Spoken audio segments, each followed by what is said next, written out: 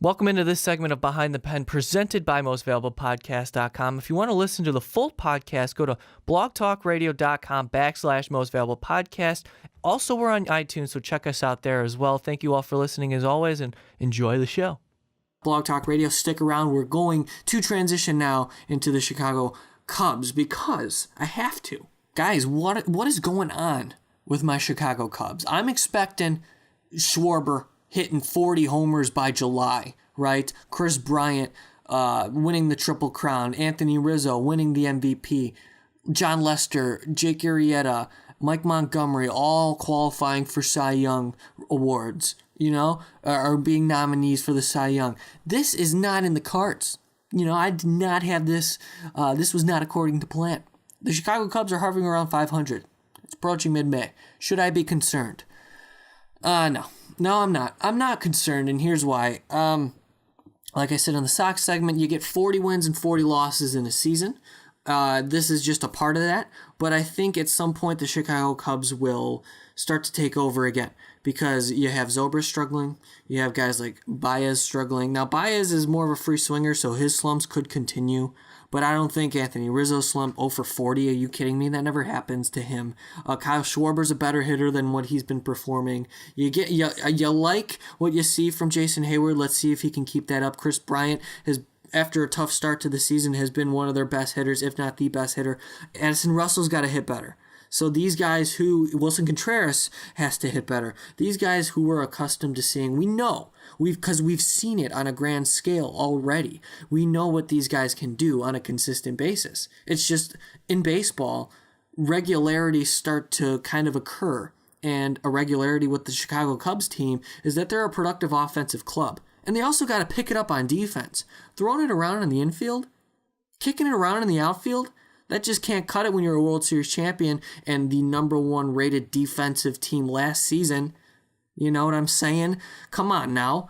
And this bullpen. All right, let's talk about the bullpen a little bit because, it's an interesting conversation. Joe Madden is put into a situation, right, where if you want to use your bullpen effectively, and this goes for all managers across the board, if you want to use your bullpen effectively, you need your team to have a lead. And with the Cubs last year, right, they were kicking butt early on in the contest. Like, I'm talking Cubs up 8-0 after 3.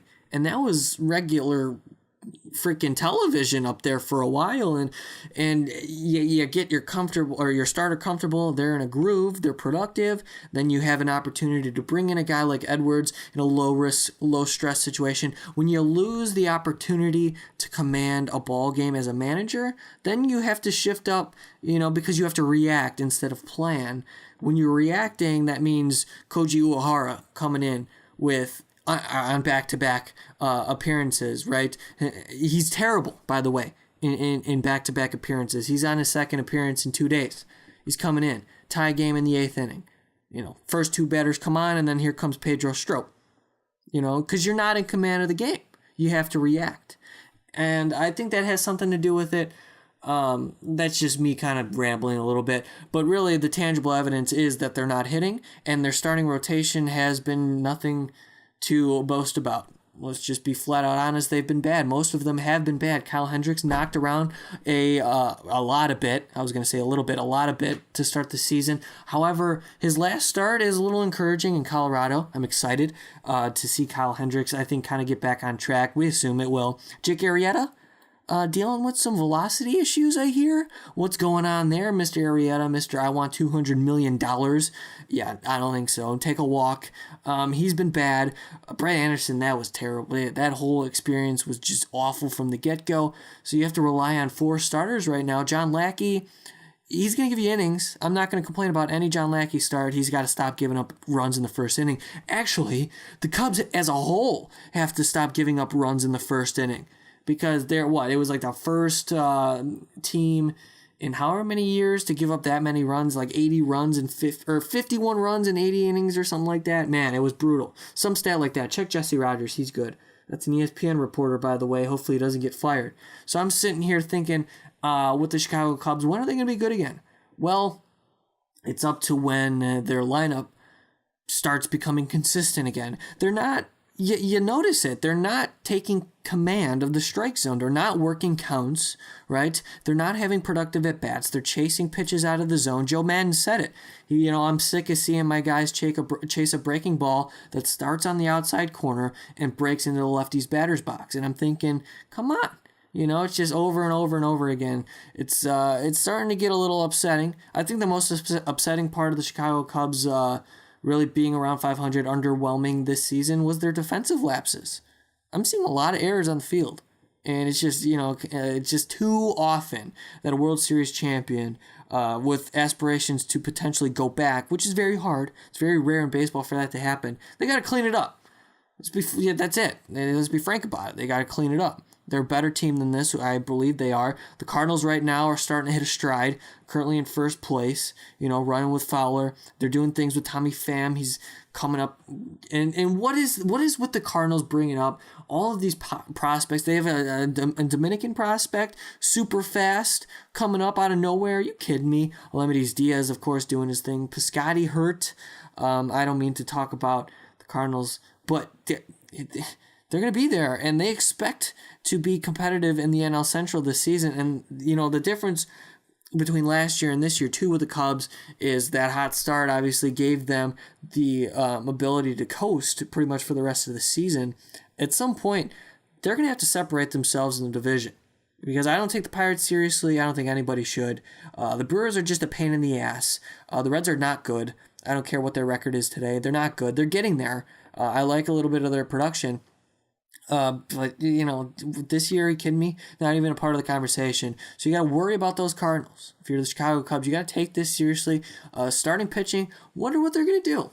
Is it too early to talk about trades? I mean, it's May 15th or so, around that time. Is it? I think it's, because I think the Cubs are going to have to do something at the deadline regarding their starting pitching to, be where they want to be when it comes October. Last year they were granted, and it has to be a mid, to upper level rotation piece, which is going to cost something. Is it going to be Baez? Ian Happ? You guys, they have him. He's ready to play. Pretty solid player. Overall, could have a skill set that's more consistent in terms of, production compared to Baez, who's more of an all or nothing kind of guy, elite defender. But at the plate, he's got his inconsistencies. So what are you going to do? You're going to get a guy like Sonny Gray with control. I know he's been bad. Chris Archer, he's under control. It's going to cost you. I think the Cubs, though, if they're going to make a deal at the deadline, it's got to be for an upper level reliever. And this is just early, right? Lester could pick it. Lester's been good. Lester's going to pick it up. I mean, I love that signing.